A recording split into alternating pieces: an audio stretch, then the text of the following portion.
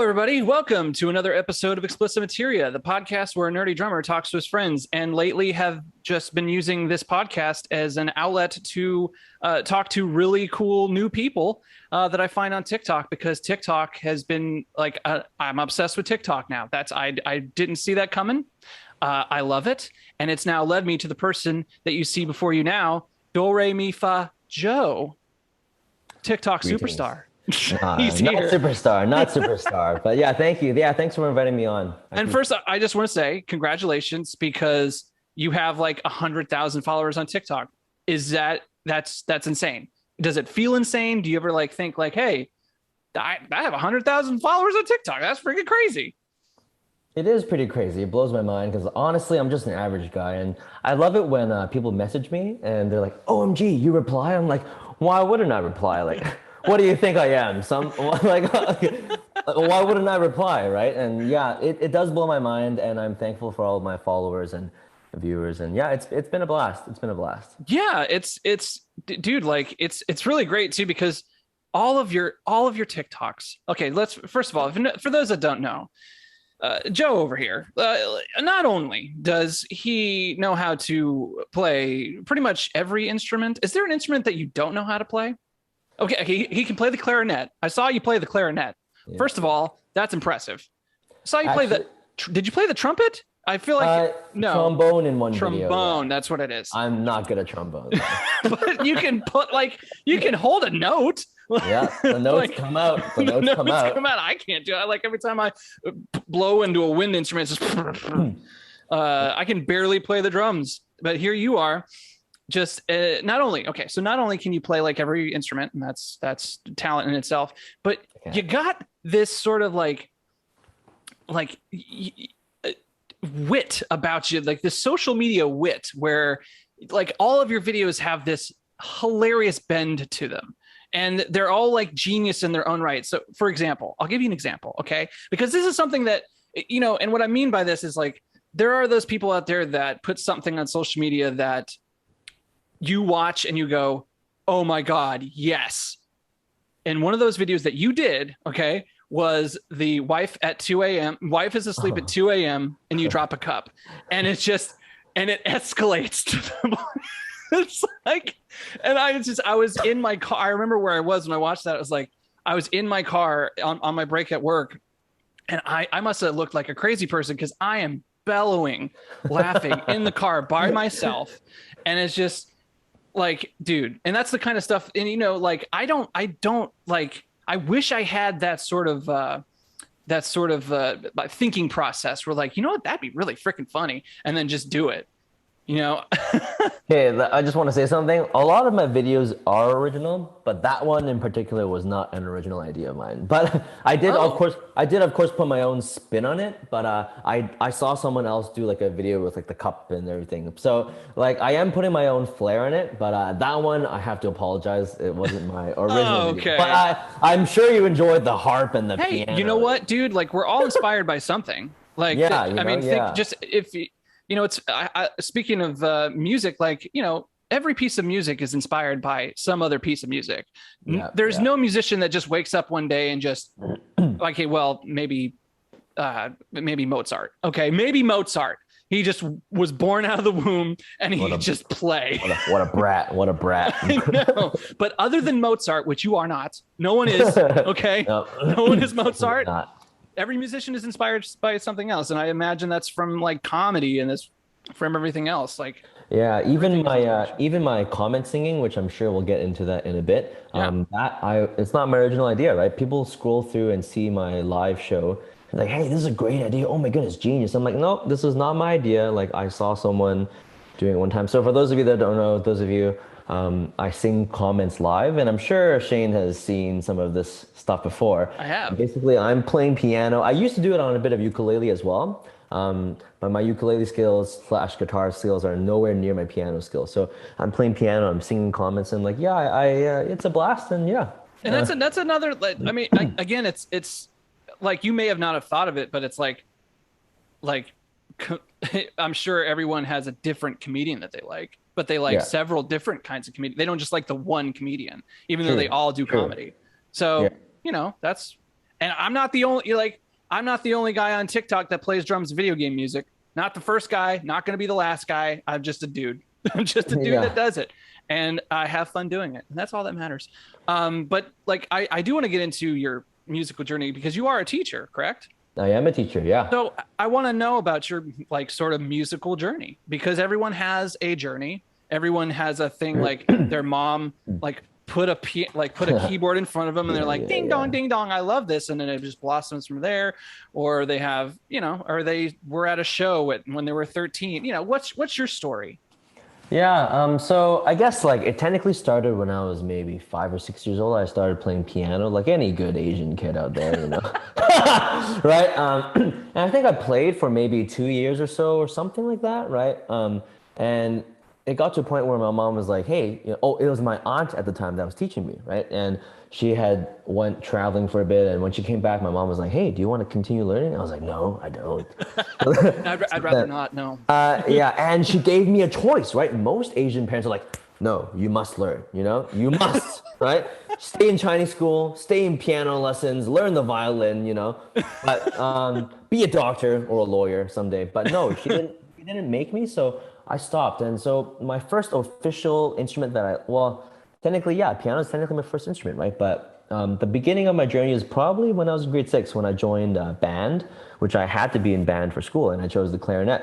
And the reason why I chose the clarinet was because it was similar to a recorder, and it was just something familiar, and right? It just reminded me of the recorder. And so yeah, I started clarinet in grade 6. So guess what? That is my main instrument. I'll get there in a second. So I played clarinet in band into high school, and in grade 9 or so, when I was 14, that's when I picked up saxophone, drums, and piano. Piano because I loved anime music, video game music. It was actually Final Fantasy that got me into playing piano. I had a friend that taught me Speaking my language, bro. I had a friend that taught me note by note to Xanarkand. Bum, bum, bum, bum, bum, bum. Yeah, he taught me note by note. And my dad at one point, at one night, he was like, hey, Joe, are you learning this for a girl? I'm like, no, I'm not. I'm just learning because I love the music. So that was when I picked up piano and saxophone, because my band at the time, it was a smaller school, so they needed a saxophone player. I was like, I can give it a try, and I picked up saxophone there.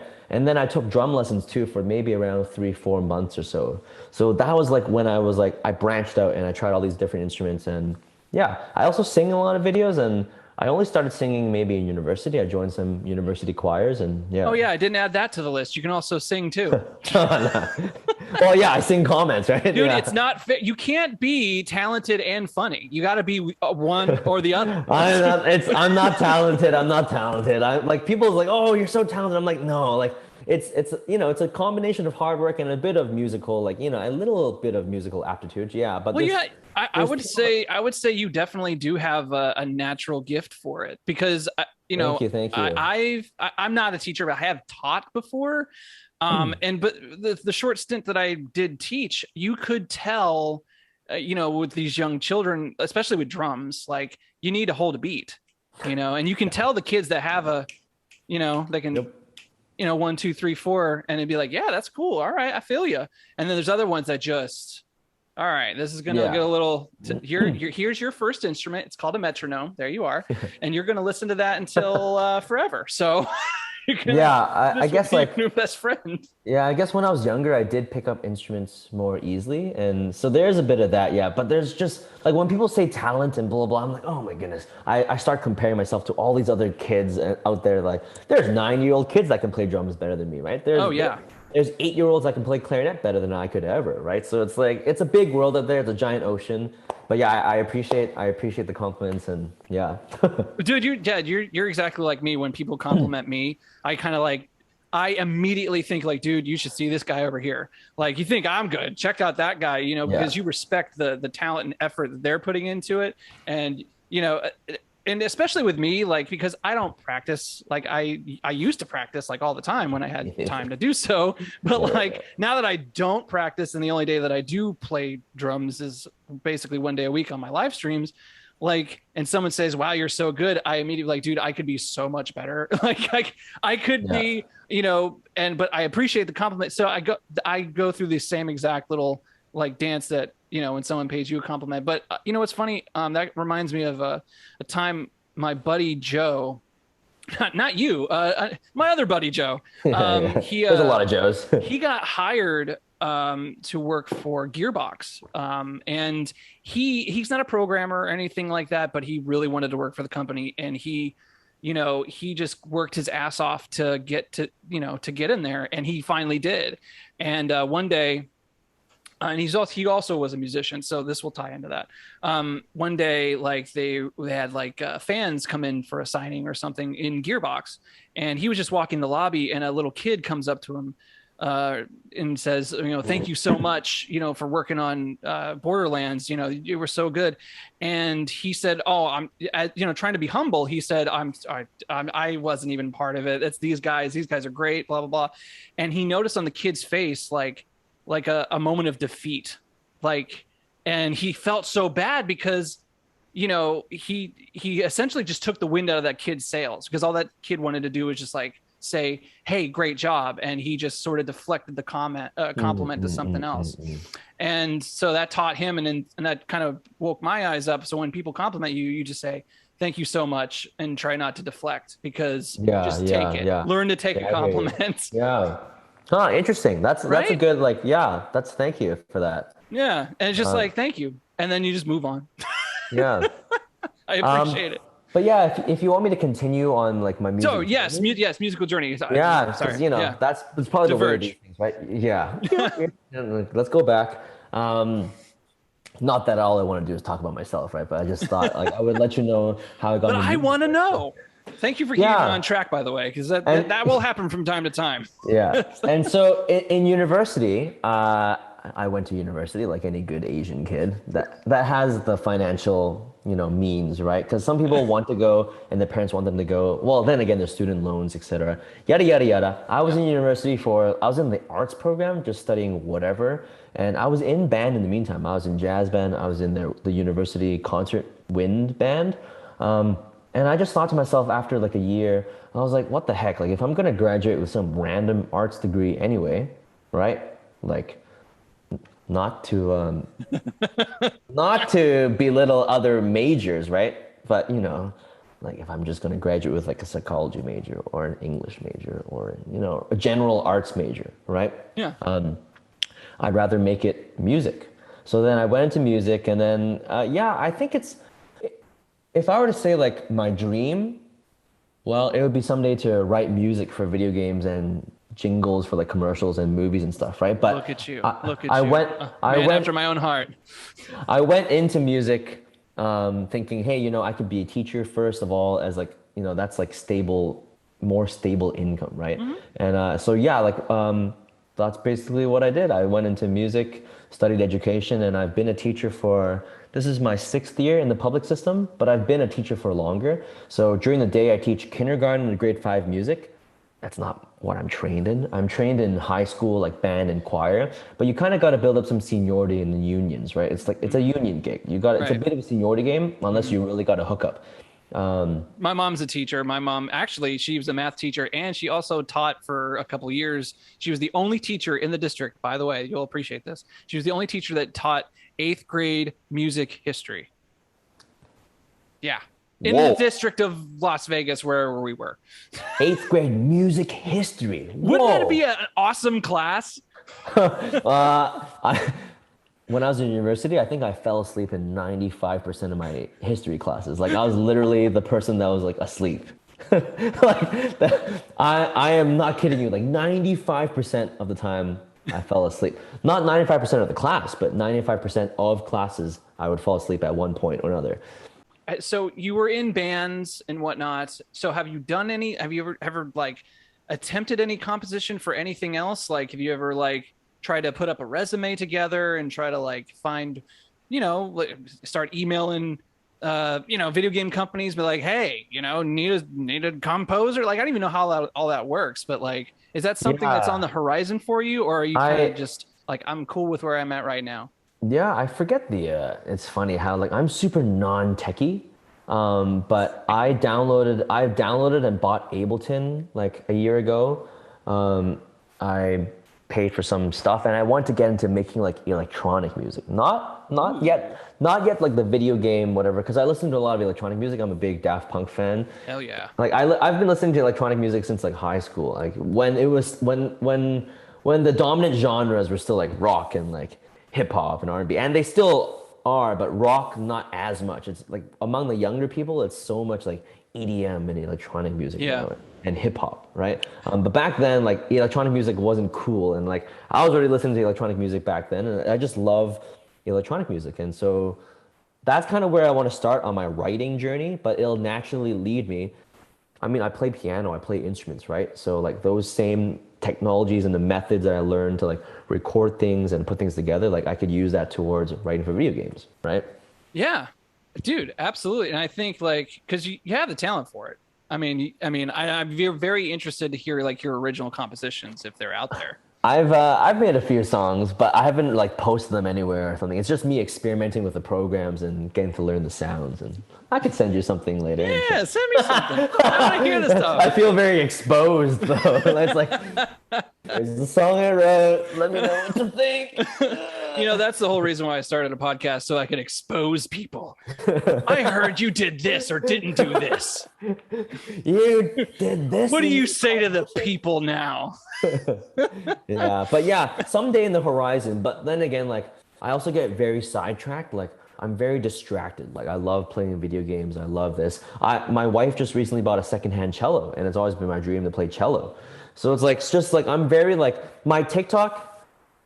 It's a bit everywhere, right? And it's a bit of a reflection on my personality. It's like I love this and I love this and I like to do that and ooh this and. You remind me a lot of my musician friends who are just gifted in, or just not like not only talentedly like gifted, naturally gifted, but you also are driven to continue to learn different things. See, I'm the complete opposite. Like if I don't pick up something right away, I'm like, drop it, moving on. I don't want to do this. I hate sucking at things, which is like, Me too. Whatever.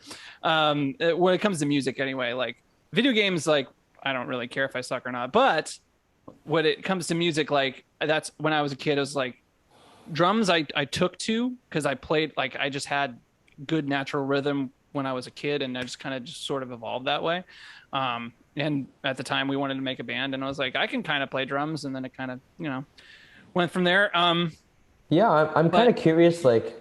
I just want to say that you remind me of those people that it's fascinating when I talk to somebody who's driven to actually learn, like something new, and then go into it, and then go into it, and then move on to something, and then learn, and just keep going.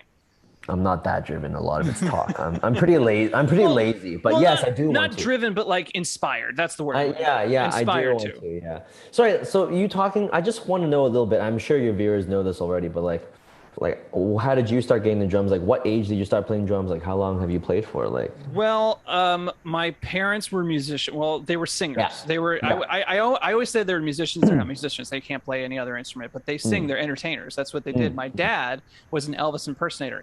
And still is, but he hasn't performed in a while. But they still have a band out in Vegas, which is funny and hilarious. But they're great, yeah, and they have like a little following out there and everything. Anyway, my dad was an Elvis impersonator. That's how he met my mother. That's awesome. So they sang together.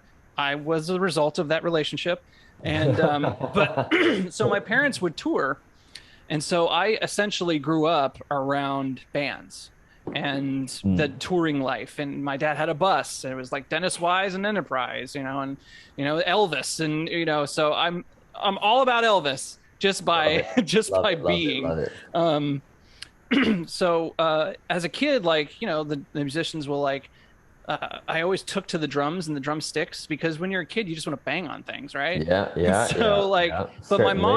my mom noticed that I had rhythm. Like she says this. I don't know how real this is, but she says that I would kick in her stomach, because she would sing when she was pregnant. I would kick with the beat of the music, because they were a dance band. So, my mom would open up for my dad, and my mom would play like, Madonna and Mariah Carey and like all the old 80s stuff. I apparently would kick with the beat of the music. I don't know how true that is, but that's a cute story.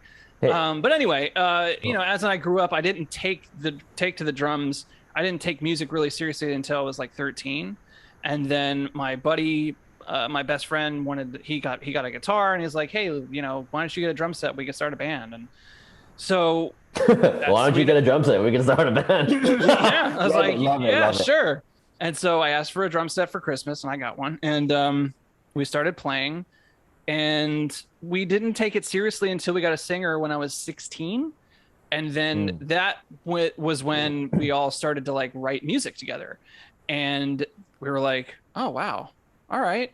And we were a new metal band. Yeah. This is during the this is late 90s. Like 98, 99. Like around there is like Korn, Limp Bizkit, Mudvayne, Slipknot. Dude, like we were all about. We had the face paint and everything. We were doing all that. Dude, it was new metal fantasticnness. So started on metal, and then I've never really took lessons, but I did take lessons for about 2 years, and my teacher was he was a jazz like whiz, and he tried to teach me how to read music, like from the drummer's perspective. Yeah. I hated every bit of that. Yeah, typical drummer, typical drummer, man. I hated every bit of it. But I did eventually learn a little bit, and did like he would have events and whatnot, and I would learn a song, friend read and play while reading, and did all that. But I only did that for like a couple years. Anyway, we evolved from a new metal band to a prog rock band, because at that time new metal wasn't cool anymore. It was all about Mars Volta and Coheed and Cambria and whatnot. And prog had a resurgence apparently from the 70s now into the early 2000s. Now we're like, oh, this is now all the songs have to be 17 minutes long with different tempos and weird stuff. And so we did the prog rock thing, moved to Nashville because we weren't getting anywhere in Las Vegas, and we all lived in a house together, tried to make it we tried to make it as a prog rock band out here in Nashville, and fell flat on our face when we realized that no one really likes prog. Not enough to be like successful, And so we wanted to be successful, and it didn't work out, so we broke up. And then for the next couple, like a year later, I joined this group called Five Knives, and it was like a dream come true when that happened. It was like, I joined the band they were together for like 3 months, and then like a month later, we got signed to like Red Bull Records, and we toured. We went on Warped Tour. We did the record in LA. We did like a full record, and we stayed in a house together for 3 months writing this record. And man, it was like the life. And, we toured. We played for we opened up for Iconopop, and then Smashing Pumpkins. And oh wow, yeah, it was a dream come true. We had our bus, and it was insane. And then in 2016, it was the life. Not showering. Oh, dude, it was fantastic, And I met a lot of really cool people throughout that journey. It seems like such a lifetime ago, but it was only like 2016 was when that stopped, and the band like kind of went their separate ways, and it wasn't doing anything. And so at 2016, I really started focusing my creative efforts to YouTube, and started doing like drum covers. I did an Attack on Titan drum cover in 2017, I believe, and that did really well. And I was like, wow, this is actually really, I could be onto something here. And so I started doing other drum covers. But I'm not much of an anime watcher. Sometimes I'll get really into an anime, and I just will watch the one anime, and then I'll move on. Attack on Titan was that one. I haven't even watched like the rest of the seasons. It was just season 1 that I was just like all about. And it's good enough, like to get a nice taste of it. Yeah.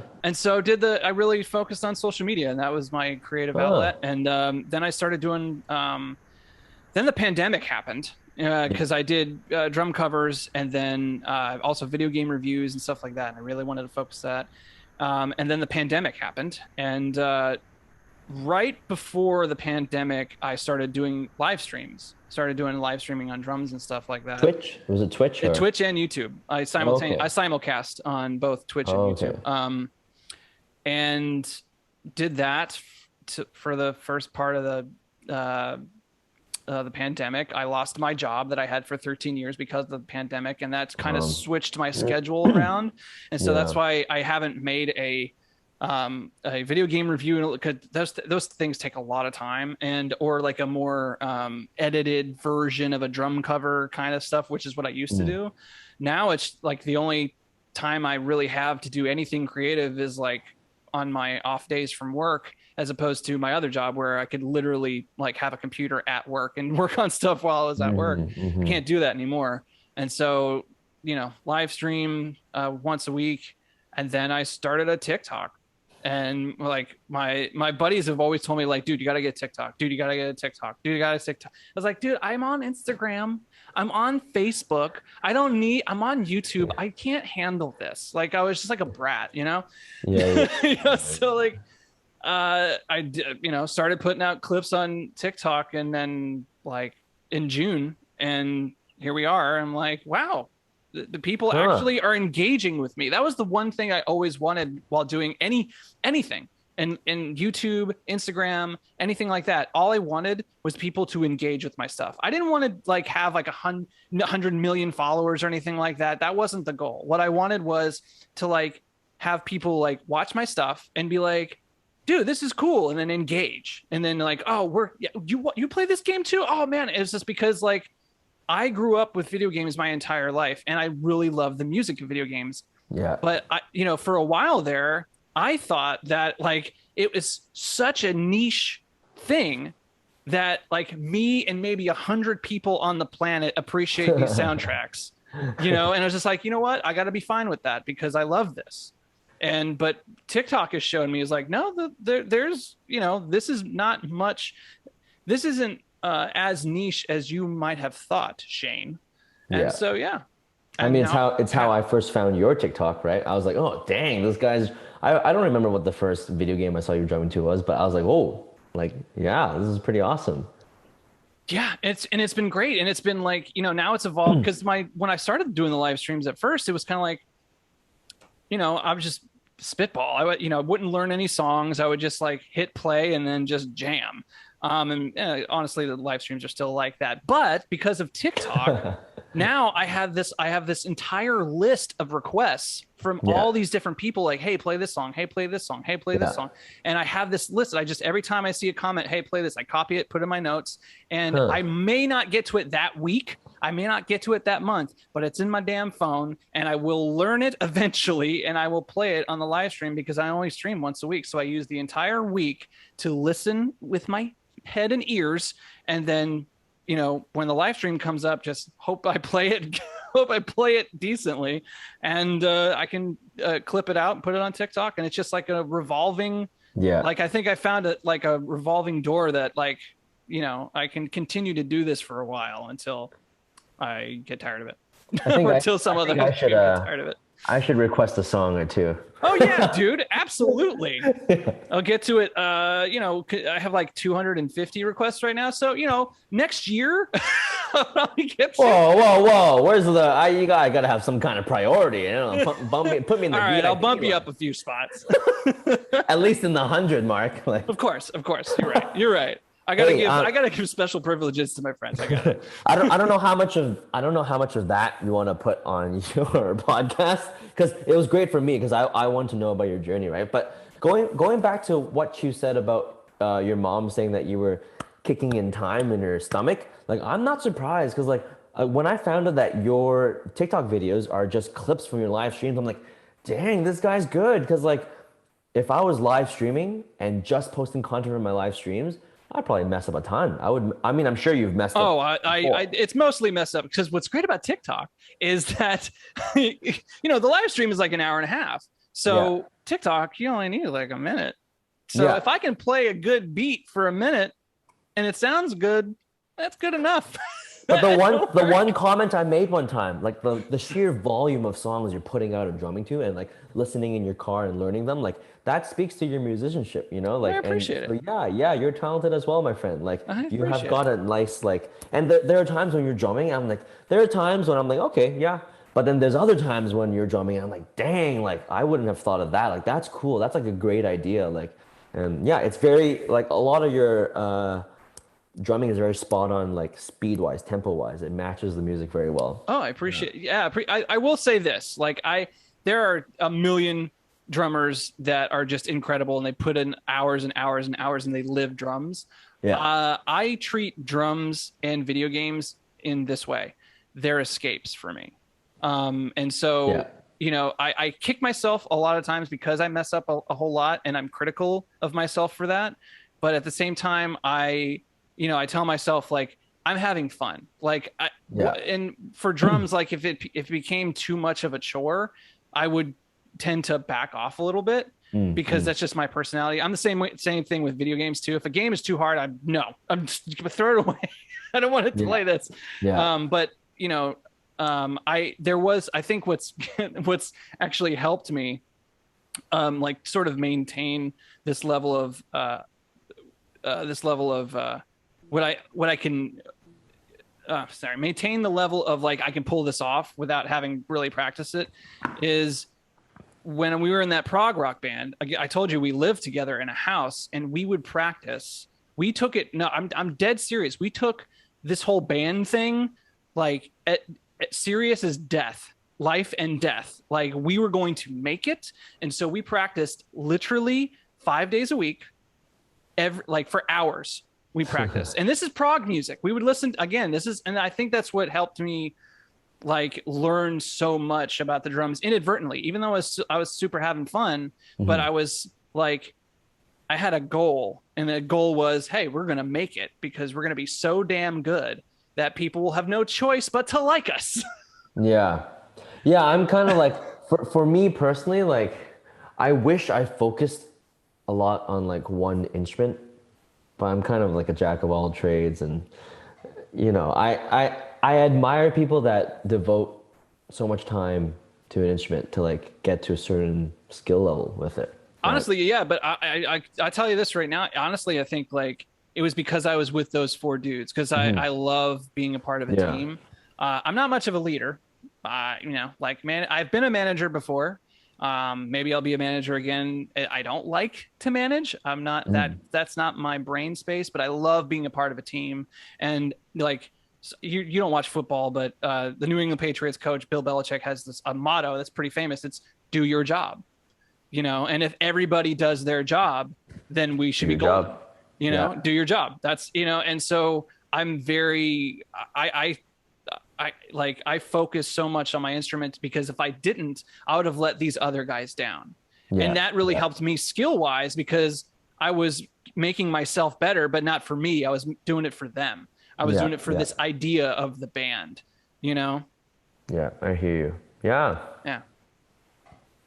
Yeah. So yeah, but again, it's it's music has been a part of my life. Music and video games, and the reason why video games were such a big part of my life is because my parents, again, this is the 80s, early 90s people. So what I'm about to say, they are not bad parents. They're good parents. I promise you, they're the kindest people in the world and awesome. But they would leave me in the hotel room because I was an only child. I didn't have sisters or anything, or they would have like the band members would babysit me, which is like these band members. Come on now. But they would leave me alone. And so, I took to video games because I was kind of like alone, but I wasn't like lonely. Does that make sense? Like I was never lonely, but I had these games, these adventures that I would lose myself in. Yeah. And I just, and the music, it was just my cup of tea because the music in video games are often, like they make you feel something. I don't know I don't know how else to explain it, and maybe you can help me because you're a music teacher. Okay, so maybe you can help me here. There's something about a soundtrack to a video game where you're seeing something, you're a part of this art form, which is unlike any other art form. It's not like a book, it's not like a movie, it's something else, because now you're a part of it, because you're physically interacting with it.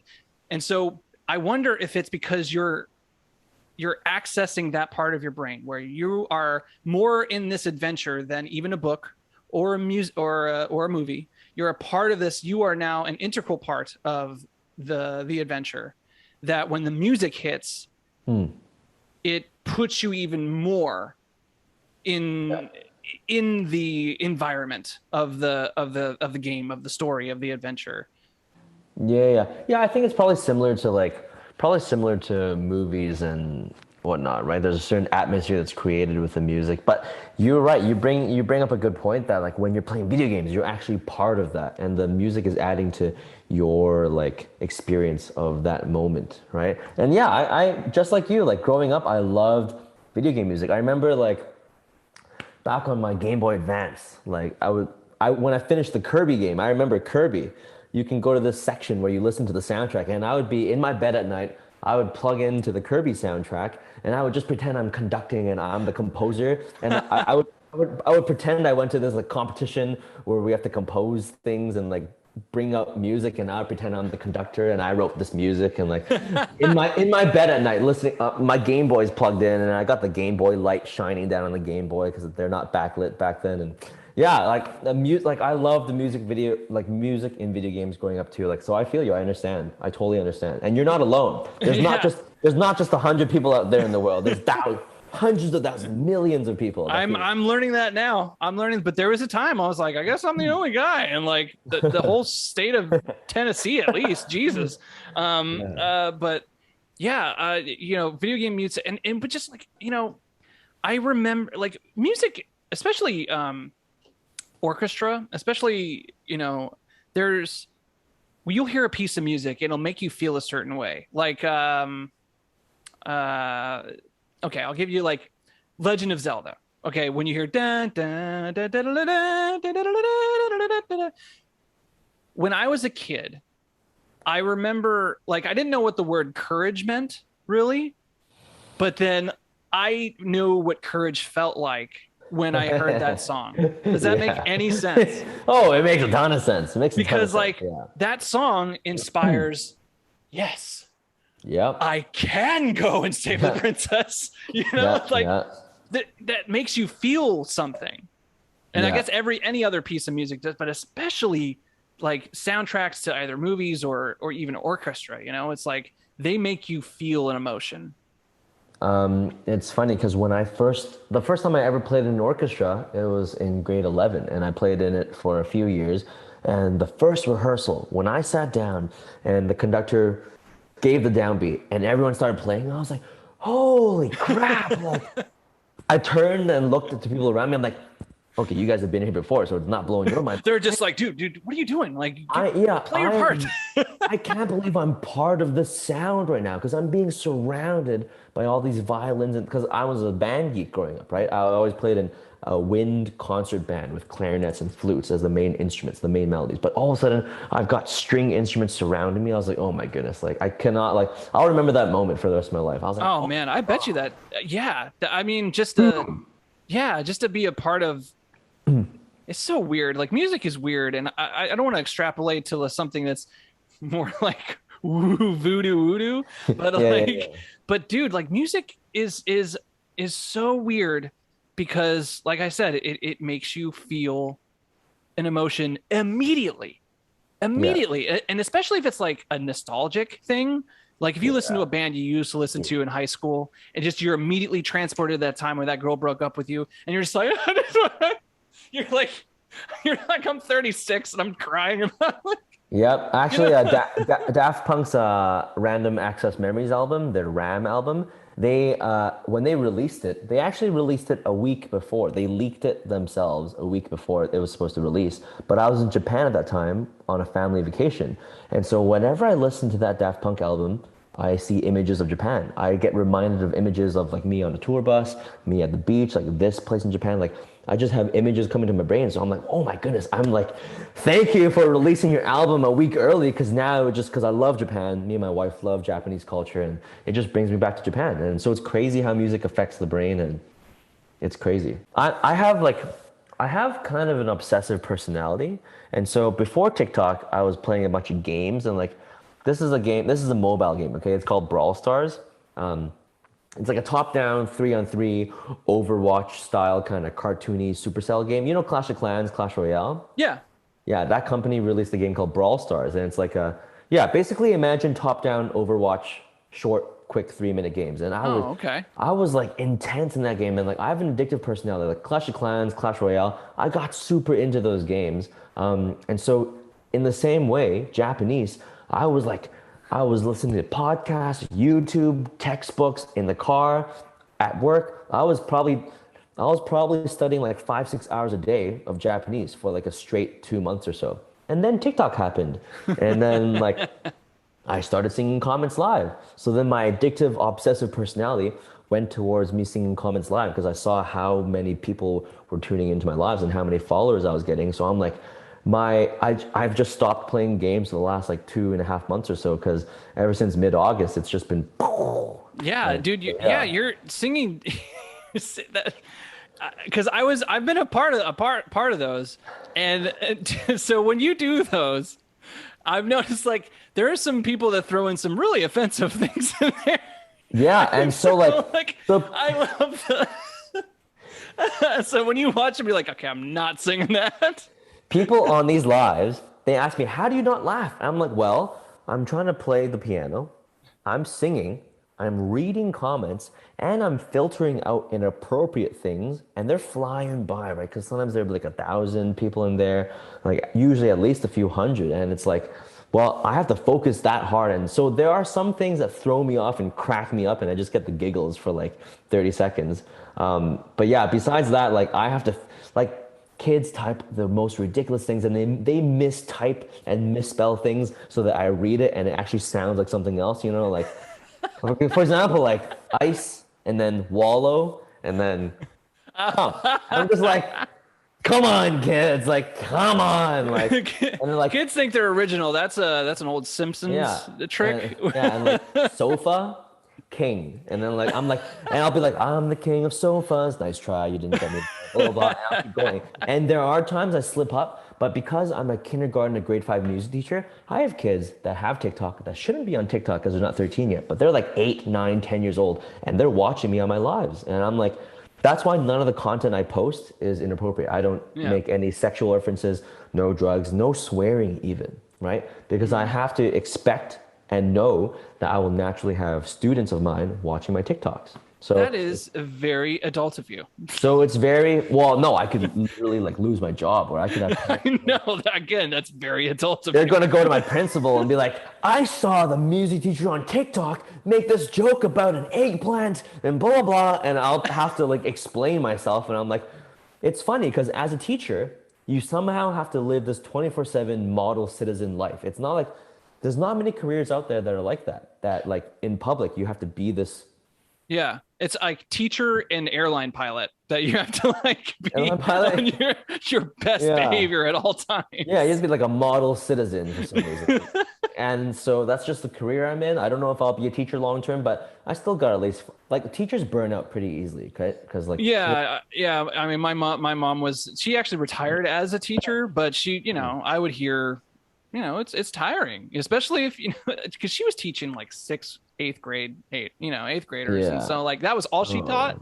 It was so it's like I would, you're getting kids who are just going through all sorts of changes. And then they're testing, that like that's the age where you test boundaries, like, can I get away with this? Can I get away with that? Can I yell at the teacher? Can I, It's funny, I always tell my friends, like, imagine if another adult brings 20 6-year-olds into a room and they leave you alone with these 6-year-olds and they're running around screaming and you're the only adult in the room. Like, what you do, And they're just like, you have to have a lot of patience. And like at all stages of development, like kindergarten to grade 12, you'll get problems, whether it's kids just picking their nose and flinging it around, or, Yeah. grade 12 students that come in and like, I don't know, they're high or something, right? Or Yeah. like, Just yeah, don't care. just, yeah. So like, being a teacher is, yeah. So I don't know how much longer I have left of me, but I'm gonna get this kindergarten to grade 5 teaching stuff out of my system, and then eventually I'll want to move on to either grade 7 band or high school band and Well, choir. at least two. Like I would imagine, like that'd be. Band was always the fun class. Like music was the fun class. Like, my mom taught math, and she taught one fun class, which was the music history. But like, she taught math, and so like you picked a subject that no kid wants to learn. Yeah, yeah. It's like even the kids that are really good at math, they don't want to learn math. They Yeah. just like want to move on. And do Yeah, and other so things. so for me, when I teach music, right, like there are some teachers that they put on this like strict persona, and that's what they are. That's, as a teacher, that's what you do to keep sane, right? Because these kids are like, you have to have like strict rules and blah blah. For me, when kids come to my classroom, you can imagine I'm like their fun uncle, and they just run around, and they love me, but at the same time they tend to like push my buttons sometimes, right? And so like, So you have to walk that fine line of being not too lenient so they can just do whatever they want and not learn yeah. anything. Yeah, but I do have the privilege of teaching music, right? And for me, like, I just want them to enjoy music. And my philosophy of music education is, as long as I feel like the kids enjoy music and have a great experience with music and grow up associating happy emotions and thoughts with music, maybe then someday they'll grow up and they'll pick up an instrument, or they'll just like music more in general. Like, I don't, who cares if I taught them about Mozart and Beethoven and when they were born and what they had for breakfast on this year, or blah blah, right? Who cares, right? Let them feel music, let them experience music. Sometimes we'll just be playing games all day, right? And like, as long as they enjoy music, I feel like I've done my job. And honestly, I can get paid to just have them watch movies all day, which we do watch movies and videos. But I could literally just hand them worksheets every day, and I'll get paid the same. Yeah, Right? that's But beautiful. I try to make it fun. What you right? just said was beautiful, because you'd be a teacher that I would have loved. I'm like, I'm going to teacher Joe's class over here. I mean, like, yeah, because I remember like my first band, my school band experience, I hated it. I hated it because because like I was in sixth grade. I at that time I really kind of wanted to be a drummer, but and it was like the first time I ever was like a band was an option, because it was sixth grade. It was like the grade after 5. Now you're in middle school. You're like growing up, bro. And so I joined the band. And so I can't remember, what was his name, Mr. Kibble, Mr. Kittle, I can't remember what his name was, but it was just skinny blonde haired mustache guy. And like we had the practice pads, right? Practice pads, but if you did good, you would upgrade to the actual snare, and that's what you wanted to get to. You wanted to get to the snare. I wanted the snare. Yeah. And then the actual drum set. The drum set was like the the that was it. Goal. You made it. You made it. So there was the snare, and then okay. So I number one, there was another kid named Shane in there, and I do not like being the second Shane. Okay, but he was good, man. Shane was freaking great at percussion. He would just read the music, and he would just be like da da da da da da. And like I tried so hard to best that Shane, and I just couldn't. But I did good enough to earn a spot in one of our performances. It was the triangle. I had a triangle. I had a triangle part, and I should have been proud of myself because I actually made it to the performance. But I was a stupid young 6-year-old, sixth grade kid who, probably a brat, and was like just so mad that I didn't get the snare part, or I didn't get the drum part. Like I felt like I did so good, and this teacher would notice that, and he noticed that I was just so angry at it that one day, like we're doing the practice for the performance, and I'm just seething mad. I'm seething angry, and he notices, and he goes, "You know what, Shane? That's it. Go play the snare. Do it. Go." Like, puts me on the spot. You know, it's just kind of like Adam Whiplash. You know, it's kind of like, it's like, "You want to do it? Do it." And so I did it, and I was so caught off guard that I was terrible at the snare part. I lost my place, and I didn't know what I was doing. And like, he taught me a lesson, but still, I fucking hate him for doing that. Yeah, that's just let me sit here and stew, okay? That was probably not the high point of his career, putting a kid in a spot like that. And you want it? Go! You know? No, I definitely have some times when I've been like mad at kids, and I regret like shouting a certain like decibel level at them, you know, like, because I can shout loud. Like, if you imagine, like, I have a teacher voice, and like, I'm already a loud person to begin with. I can shout loud, and so like, you know, and like all the kids are like frozen, and like, and I'm like, go outside right now. I'm talking to you. It might feel a little tempting. You'd be like, man, I have so much power here. I can silence this room with the decibel level raised. Yeah. Yeah, I remember my buddy. He had a teacher that was like, he was a really cool teacher, but he did not suffer any fools. He was just very like, if you were messing around in class, he would essentially scream at the class. Yeah. He remembers this one time, like, they were like messing around in the back, whatever. This isn't a music class or anything, but it's just this like classroom hijinks.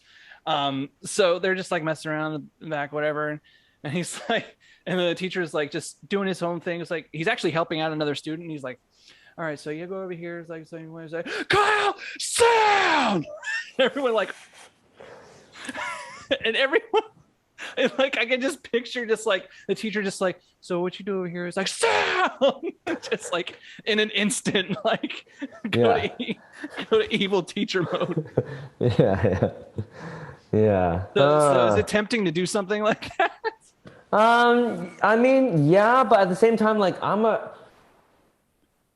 gonna toot my own horn for a second here. I'm a pretty nice guy, and like, I can see that. I can see yeah, that. like, I treat the kids like almost like my friends, really. Like, that's why I feel like I kind of want to move on to high school, because maybe I'm too friendly with the kids, and I'm too fun, you know, and I'm too relaxed. Like, and so like older kids, they would understand it more, appreciate it more, and also know that if they cross any boundaries, boom, like, I have your grades in my hand, like, just leave my class. Like, you're going to behave like this, leave, you know, I don't care. Go into the hallway, go do your own thing. You obviously, you're showing me you don't want to be here. So they get it, and they really get it when they know that I can really relate to them in a certain way. Because like, I'm still a big kid. Like, I totally feel you there. I'm still a big kid, right? And so, yeah, eventually I do want to move on to teaching high school.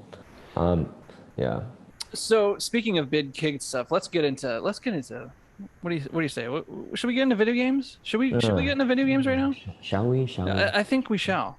First of all, what type of games are you into? Is there a type of game that you're into? Or are you just, you know, like, you're just like, the genre hits you like, you know what, I feel like playing a platformer game?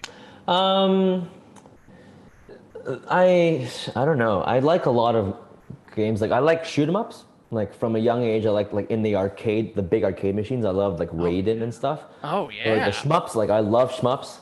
I like RPGs as well, like JRPGs, RPGs.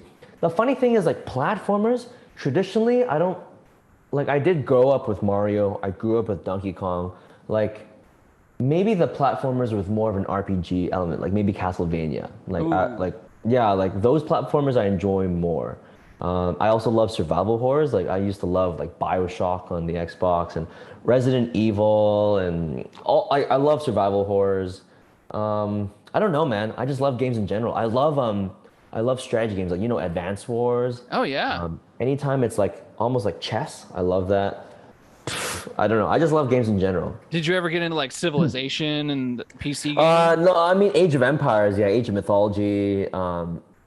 Yeah, not too much there, but it almost makes me want to bring you upstairs to show you my in development game room. Because I don't know, like, I just recently, I don't know if you know this, but I recently moved what is it, November now? Yeah, like 3 months ago, 4 months ago I moved.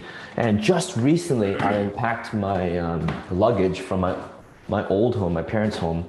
And so my game room is very under development, but at least I have my collection, the main bulk of my collection on display, and so this is it. Oh, look at yeah! I actually I remember watching your TikTok, and you're like, "Oh, there's a bunch of gaming stuff." Yeah, so There you there's a go. bunch of complete in-box stuff. Some stuff are for my friends. So, for example, the GameCube is not in as primo of a condition, but it's his GameCube from growing up, right? And Wow. yeah, and like here I got a bunch of in-box handhelds. Like I have Game Boy Color, Game Boy Advance, Game Boy Advance SPs and stuff, and Golden Sun in box. 20th edition, 20-year anniversary Game Boy Advance Micro. I've got a bunch of in-box stuff down here.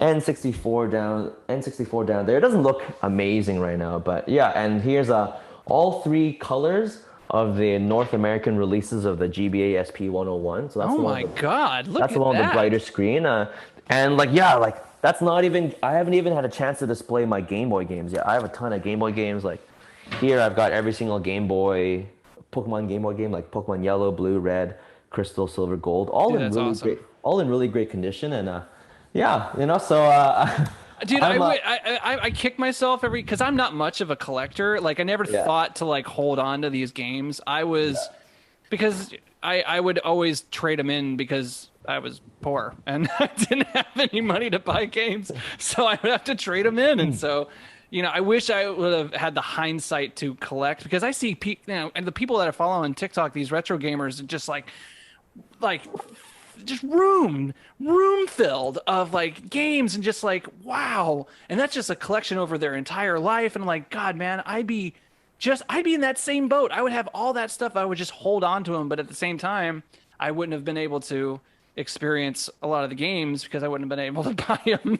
So yeah. that's a I catch have 22. a lot of those games. I have no. Like maybe 10% of my collection is from my childhood. The other 90% is me over the last 5 years collecting games. Because like the nostalgia, when you said the word nostalgia, yeah, man, it's the nostalgia. I'm not really collecting it as like a reseller per se. It's Yeah. just I just like, oh my goodness, how can I not? Like how can I Yeah. not? Like I sold my original Game Boy in a garage sale with all my games for like I don't know what it was, $5 or something, right? And I'm just like Dang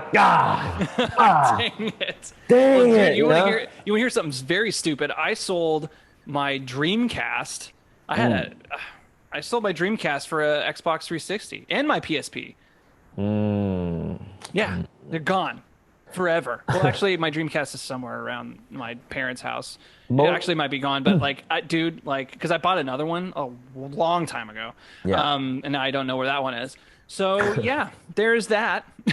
Like, most of my most of my collection is Nintendo because I grew up on Nintendo. But I do have an Xbox 360 and a PS4.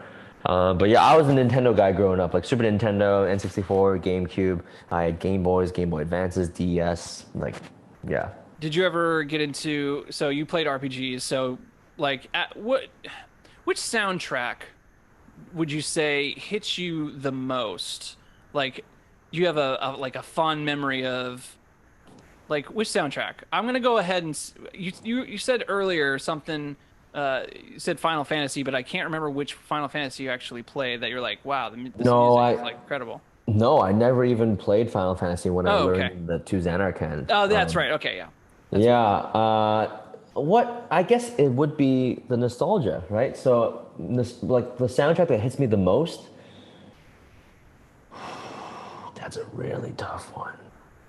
I might have to say Golden Sun on Ooh, good Game Boy one. Advance. On Game Boy Advance, it might be, but honestly, like there's so many that I can name. Like Advance Wars, like it was like a quirky kind of fun soundtrack. Yeah, I actually never got into Advance Wars, Yeah. but like one of my followers like requested me to learn one song from Advance Wars, and it was like a country tune. It was like whoa, like I thought this was a Stratus game. Yeah, I was like this is like a country rock tune. All right, Yeah. I But see yeah, ya, like Japan. All right.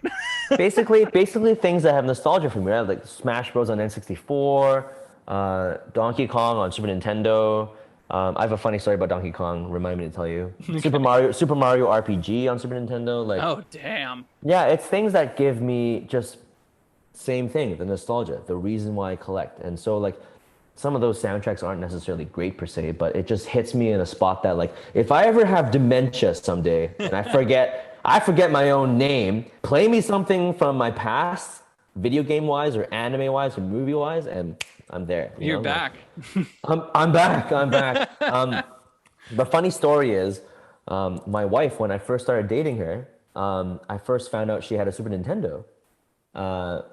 Like when I first found out, she was like, "Oh yeah, I used to play some." And then so there was one day I was at her house and we booted up the Super Nintendo and we booted in I think Donkey Kong Country 1, the first one. Mm-hmm. And we started like I had the controller first because you know, and I'm playing and she's like, "No, babe, go over there. There's a thing over there." I'm like, "Okay, sure." She's like, "Go over there. There's a thing like you gotta jump down this cliff and there's like a spot right there that you can go in." I'm like, "What? Just give me that." And then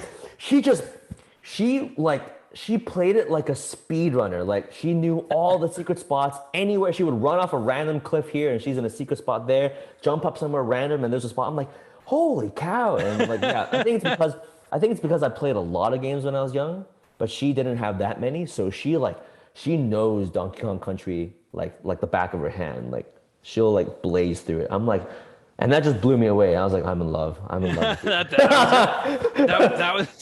was when I knew. The moment.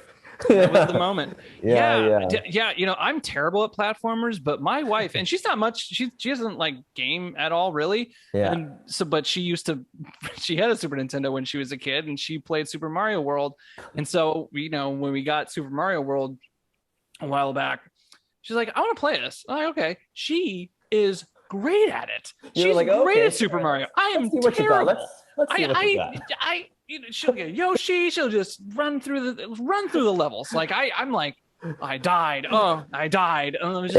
Mario is hard. Mario is hard, dude. I don't know. I don't know how old you. I don't know if you want to be comfortable in saying your age, but like, I'm 30. So okay, so you're 30. So you're not. So you're in that mid-range millennial. I'm the sort of the elder millennial. So yeah. How old are you, if you don't mind me asking? 36. Okay. Or 37. Not too far off. I might be actually 37. I can't remember. After 35, you lose count. I'm telling you, you're just like, I'm just gonna just say that I'm 40, and then I'm just gonna move on with my life. So like, but dude, these kids today don't know the struggle of hard ass Nintendo games. Contra, like, oh, dude. We had to have the Contra code. We had to have the Konami code in order to win. There was no way we could have beat Contra without that damn code. Some of these, like, I played Mario back on the Game Boy, and now when I pick it up, I'm like, holy, it's slippy and slidey, and one wrong move, and I'm off. Done. Like, holy and it's cow. just, but because they, there wasn't a whole lot of memory in those games, so they had to make the game last. So difficulty was a thing. High scores and was still a thing too. I do find it fascinating about video games, and we can get into this topic a little bit for the last 20 minutes. You got 20 minutes for me? Yeah. Okay. I as a person who's played games since the 80s, I bring this up a lot on this podcast, but it's a point that it's just so fascinating to me. There's this there's this sort of like branching out of different camps within gaming now. There's like the fighting game camp, the RPG camp, and different genres of different camps and whatnot. But now there's this new camp that's like sort of sprouted up in the recent about the last 10 years or so, and that's the get good camp, and that's the I want to play for the story camp. And so those two sides often fight each other, especially when like a game like Sekiro or Dark Souls come out, and the people who are easy mode players, I'm an easy mode player. Like I like to play Dark Souls. I like to play, Sekiro Shadows Die Twice. I don't want to spend all of my life trying to get good at this game. I want to experience the story. I want to experience the adventure of it. But that's not what Sekiro is designed for. Sekiro, the difficulty is a part of the adventure. But anyway, and the reason why I bring that up is because the branching of those camps happened because video games became bigger as far as storage wise, and you were actually able to tell a story as opposed to getting good at a game, getting the highest score, perfecting a skill, if you will. And then there's the other gamers like myself who play the game for the adventure, for the story, to lose myself and escape into a world that is not this. So where do you land on the video gaming spectrum that I just laid out? I have to say I'm a little in both. As I said, it's a spectrum. It's not one side or the other. It's a spectrum. Certainly. Yeah, I love games that are challenging. Like when I first played Resident Evil on GameCube, like the first one. So it's the remake, right? But it's the first Resident Evil. And like I was getting to a point where I'm like, no, I'm doing something wrong. Like I got to look up some guides because I'm like, this game is hard. Like I'm constantly restarting. I have no more ammo. Like these zombies are coming back to life. And I'm like, I got to look up some guides because and I really liked that. I liked how hard it was for me. Maybe it's not hard for you, more. No.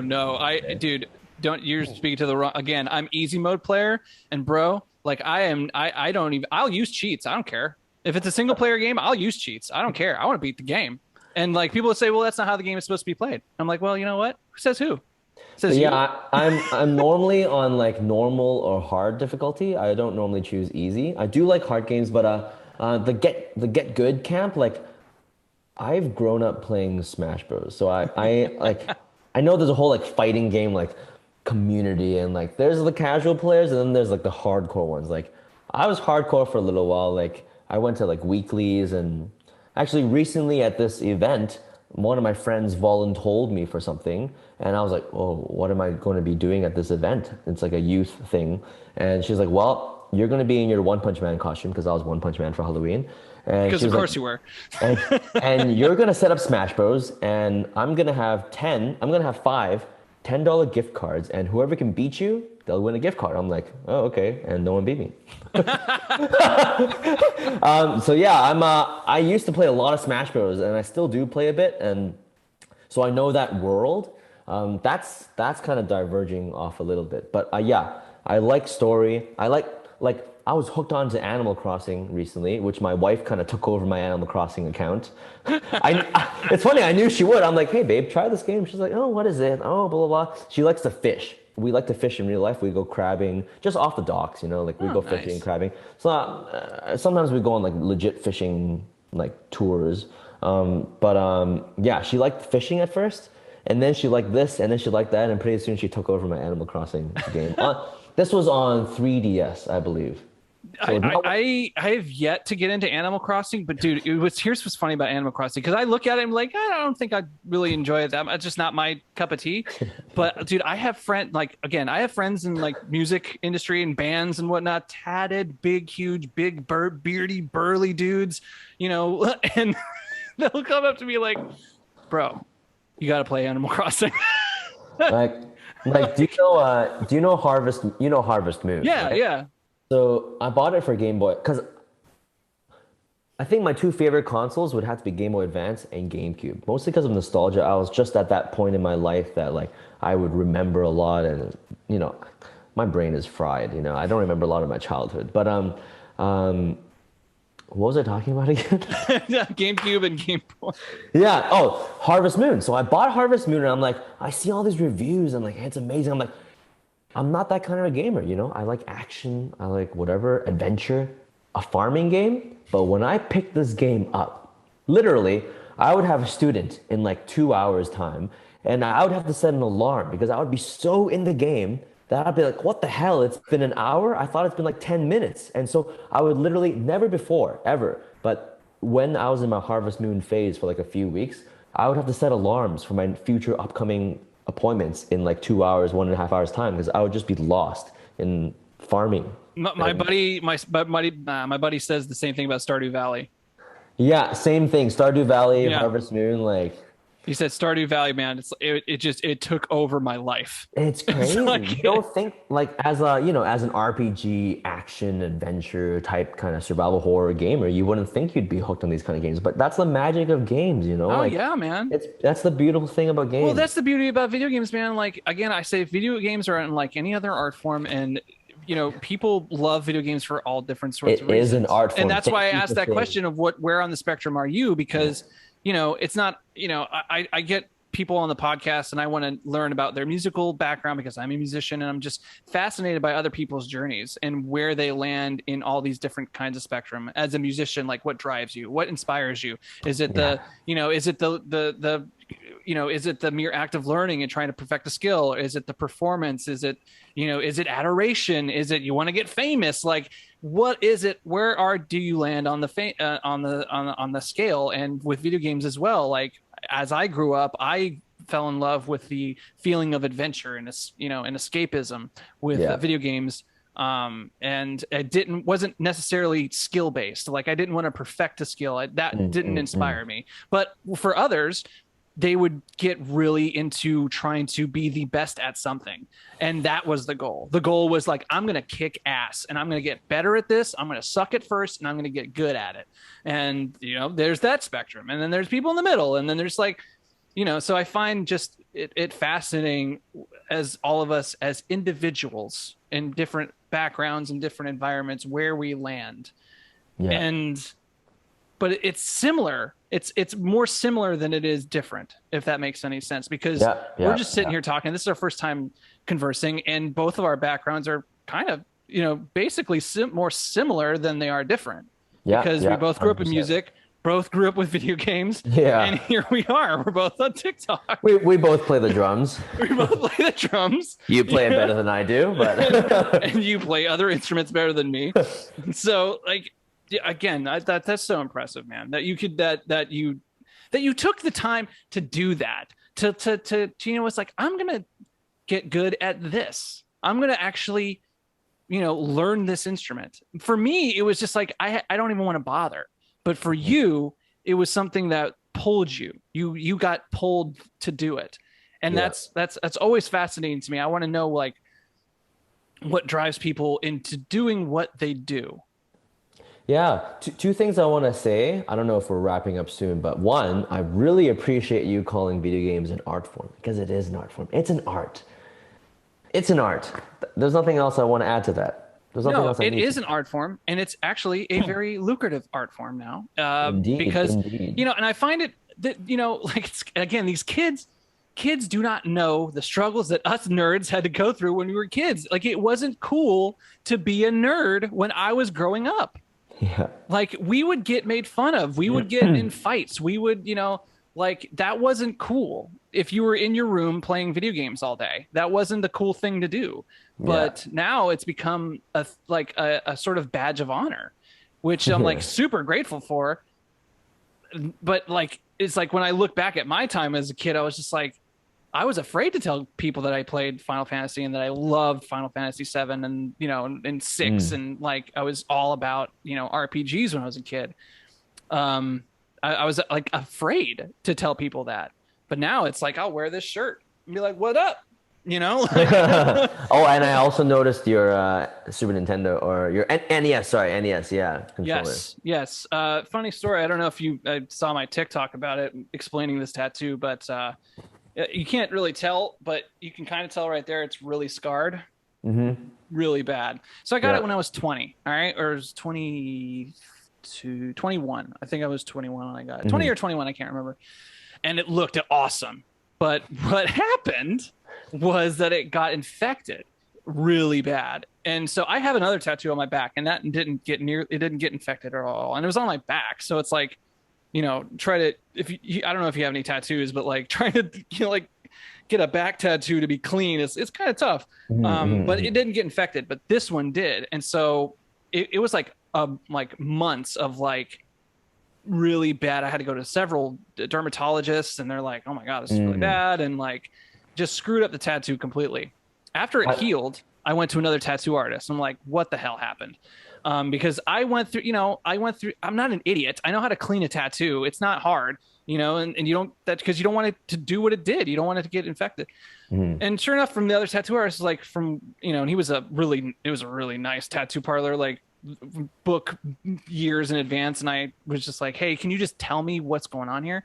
And he said the tattoo artist pressed too hard to get the ink into your skin, because he used apparently he used like a combination of different of inks or something like that to get that gray. So he had to use like a combination. And so when he was trying to get that in, he pushed too hard in your skin, and that created a wound. And that wound got infected because he pushed too hard. He like essentially cut you open. And so it's like, oh, great. Yeah. And I said, can I get it fixed? And he's like, you got to wait like years for it to because it's a scar now.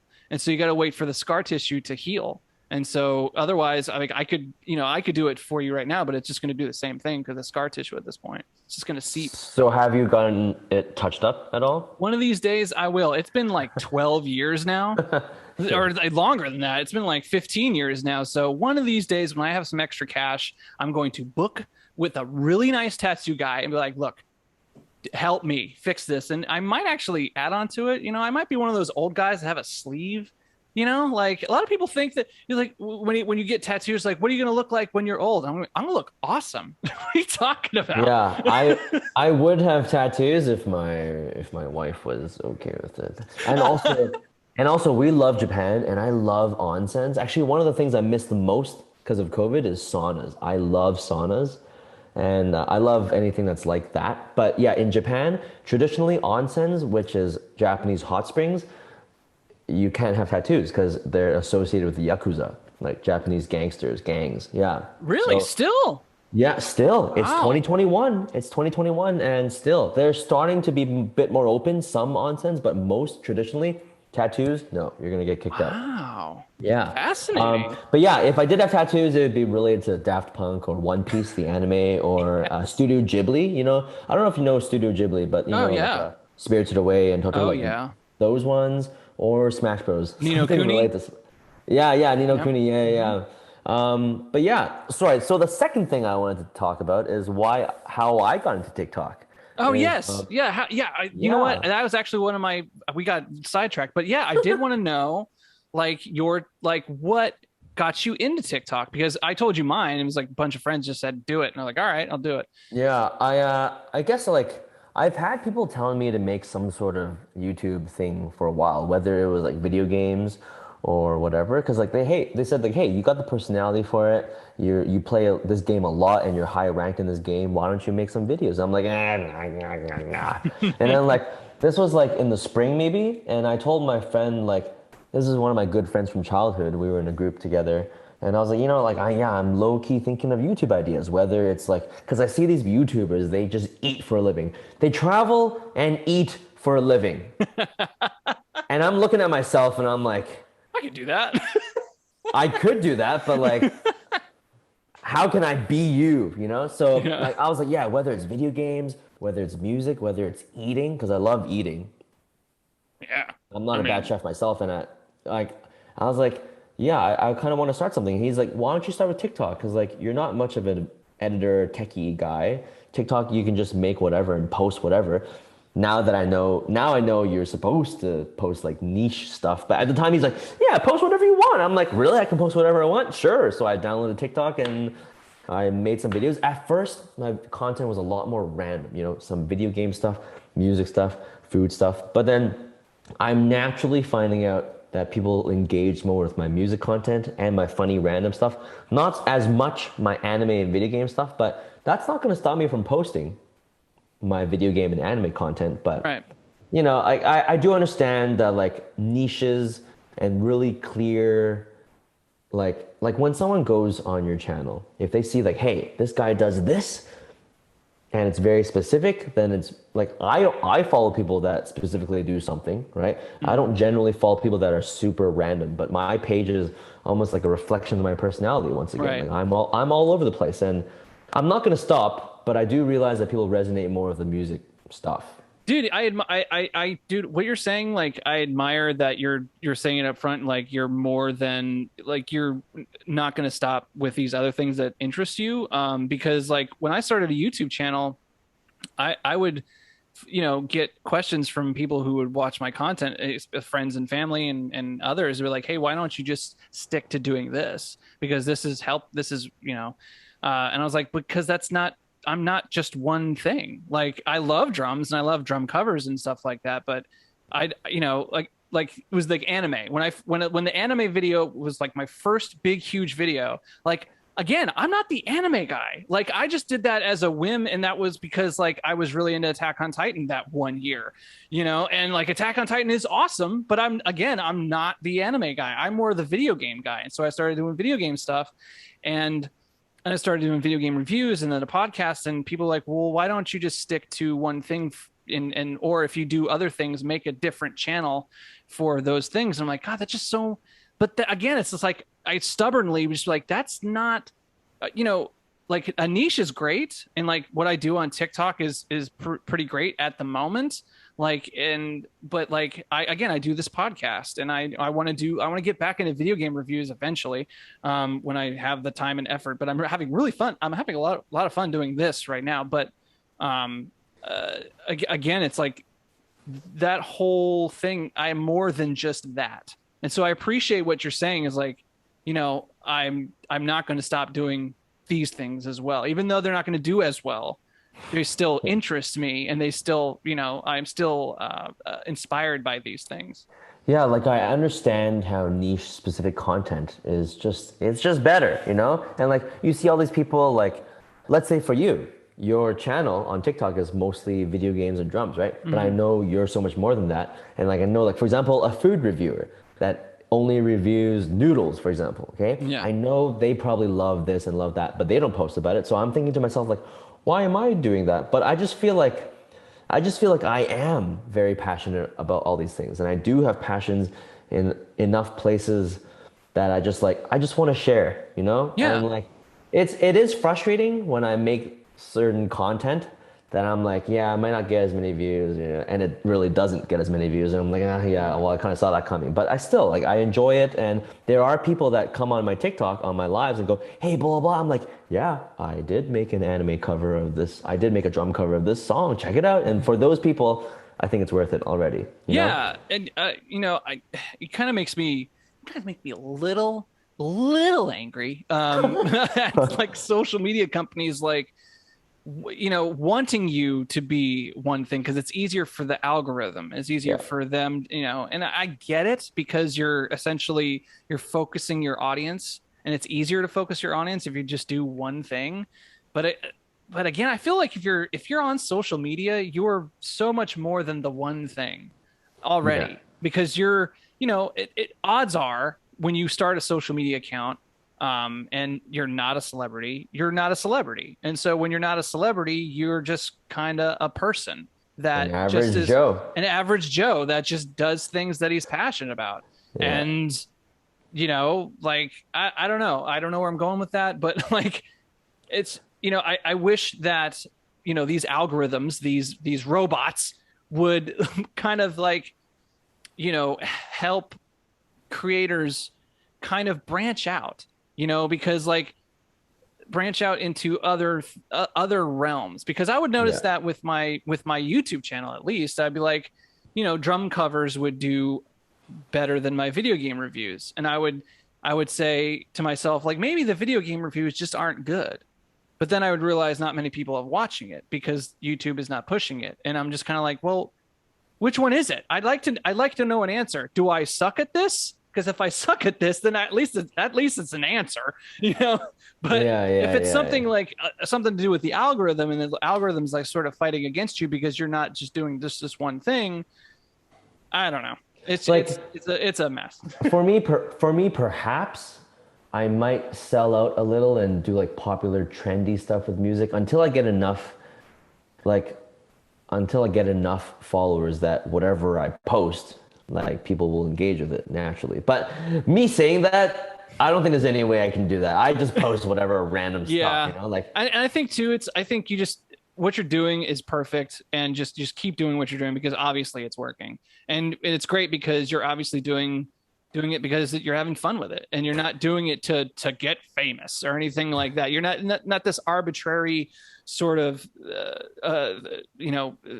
goal. It's just like you're doing it for fun. You're engaging with people, and people are really, really enjoying it, including me. And I appreciate you for doing such awesome work. Seeing in the comments gets a little bit tiring once in a while. My parents said this last week. They're like, you know what? that's okay because there's so many musicians. You got to stick out somehow with some kind of quirk or something weird. And I'm like, and I guess mine is singing all these little kids' comments on the internet, you know? Everyone has a thing. Yeah, apparently that's my niche, you know? My regular videos, they don't get that many views, but apparently my niche is being a bald Asian comment singer, you know? That's my thing. One of my followers is like, that's your superpower. That's your superpower. Well, And you're I'm like, using your superpowers for good. I feel like you are. You're bringing enjoyment to people's lives. You know, like they had a bad day at work and they're like, oh, freaking Joe's on Yeah. TikTok right now live. I want him to sing this really inappropriate comment. Apparently it's pretty funny. I don't know. Like I'm in the hot seat, right? I've seen some of my friends do this and it's pretty funny. I laugh pretty hard because I make them say funny stuff, right? Yeah. But apparently, yeah, people do find it quite funny. Like, yeah, I don't know. Like it's hard for me to know really what's on the other side of the screen, right? If people are rolling in laughter or just kind of going, yeah, lame, swipe away, or I don't know. I do have actually a technical question for you since you do TikTok live streams. How the hell do you make the font bigger? The chat. Do you know how to do that? Is that even possible? No. No, but I have an iPad and I have a phone. So That's right. I am now on my iPad doing the live streams. And the font is obviously bigger. Yeah, it's a little bit bigger and yeah. So What size is your iPad? Is it like one of those giant ones like no, it's like or like a regular size iPad? Regular size iPad, not a mini, not an extra ginormous one. Yeah. Yeah. So I actually the case is magnetic, so I put it on a music stand, and so even if I tilt it a bit, the case kind of is magnetic, so it sticks on. I have this little 10S right here, so whenever I do the live streams, it's just kind of like me, just like I can't read what you're saying. It's like, And it's just like, and then I'll watch the live streams back, and I'm just like, the whole stream is me going. yeah. Just trying to squint and see if I can't read damn comments. Anyway, TikTok, that's enough with the algorithm. Fix your damn chat. Make the chat bigger so we can actually like converse with the people that we're live streaming with. Damn it. Anyway. Yeah. Anyway, I don't know if you have any other last burning questions for me. I do have to kind of cook stuff. No, that's fine. That is actually pretty much the last bit of what I had. Unless there's anything else that you want to say, anything else you want to plug, anything else you want to that's burning on your mind. I was on my live earlier and I told them, hey, in a bit, I got to go do a little interview podcast thing. And they're like, what channel? What channel? So I wrote your name on the board and I was like, this is my friend here, WiseDrums. He does a lot of cool drumming video game stuff. I plugged you in there, but I appreciate it. Yeah, I will make a video once you put yours, like so I can refer to it. Yeah, I appreciate you having me on this. It's a first for me. I've never been interviewed as like a social media content creator before, so I appreciate the opportunity. I just wanted to get to know you, bro, because I just like I saw your stuff. It's like this dude, like if we were in the same state together, we would be friends. And so yeah, that's for sure. Essentially what this podcast for is. Sure. Like jam and play video games, like what better combo and hang out and like dude, this is thank you so much for doing this, man, and it's been a lot of fun. And now you're a part of the XPlicit Materia crew. I don't envy you having to go back through this and make clips and stuff of specific spots because we've been here almost 2 hours, and so but it's easier now because now I figured out how to do it on my phone. I used to do it all through Final Cut, and which is fine. There's so many ways you can edit stuff on Final Cut because it's amazing. But like when you're just wanting to clip out stuff, boom. This right here, and it's this little app it's like a free app that I got on Apple Store or whatever. Yeah. Dude, clip out things like that. So I guess it's not. I was thinking more like content-wise, but I guess it's not so bad zooming around and going, I'll include this, and I don't really know. I have a process. I have a process. So I'll let you know when I'll let you know when I bring it up. But anyway, dude, thank you so much. I appreciate it. Everyone, follow his TikTok channel, Doremifajo. Doremifajo. Doremifajo. You didn't pay attention in music class growing up, did you? Do re mi fa so. It's do re me. Do re me. Do re ma. Do re ma. It's funny. I go on some people's lives, and they're like, "Oh, I rate your username." So I type mine, or I say hi. Doremifajo. I'm like, no, it's not Doremifajo. Really quick. Okay, so do, re, mi, fa, sol, la, ti, do, right? That's what it is. You chose do, re, mi, fa, jo. You stopped at fa. Stopped at fa. Why did you stop at fa and not Well, go I do? thought I thought Joe was similar to so, right? I just changed one letter, so do re mi fa jo instead of do re mi fa Ah, jo. okay. All right. Or you could be And like do, re, mi, fa, sojo. yeah, I didn't put that much thought into it actually, because like I was literally waiting in line to eat ramen, and I was like, yeah, you know what? I think that would be a good username, and I made a TikTok, and I didn't know I'd be where I am now, and There you go. I might have thought of something better because it's not very easy. Like someone that doesn't see it coming, they go, Dore? Hello, Dore. I'm like, all right, good enough. Good enough. It's easier to say do, re. Let me tell you that Or much. Do Re Mi. Some people call me Do Re Mi, you Do, re, know? mi. That's fine That's too, you know? it's a tongue twister, damn it. Like it's hard to say. But you know, those that do get it, they're rewarded. Like they go, oh, Do Re Mi Fa Jo. Oh, not bad. Oh, good for you. Good Yeah. for you. Yeah. All right, dude. I appreciate it. Follow him. Thank you all for watching. Peace.